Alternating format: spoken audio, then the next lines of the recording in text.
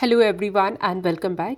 News headlines in English for 29th of November. And first of all, national news. PM Modi expressed joy over global enthusiasm towards Indian history and culture. India and Russia agreed to increase joint military exercises. Hemant Soren sworn in as Jharkhand Chief Minister for fourth term. Piyush Goyal launched CII's Ease of Doing Business and Regulatory Affairs portal. India tests K4 nuclear capable ballistic missile from nuclear submarine INS Arighat. President Murmu emphasized India's defense capabilities have captured worldwide attention driven by its commitment to innovation and self reliance. International news.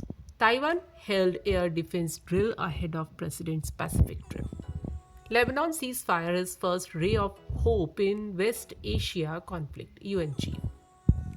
Iran welcomes ceasefire in Lebanon, reserved right to react to Israeli airstrikes.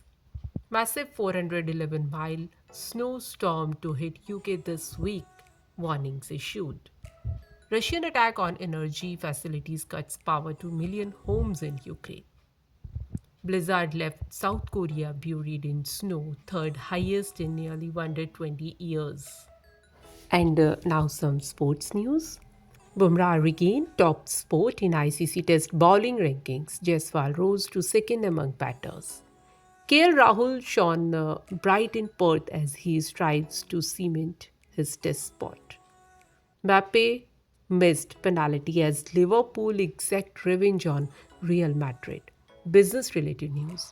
Finance Ministry evaluating removal of windfall tax government sources. Incubation centers for bamboo based startups in Northeast soon. Indian pharma industry projected to reach $130 billion by 2020 by experts. Hyundai Mahindra, six others likely to face emission penalties of rupees 7,300 crore. And that's all in news. Thank you.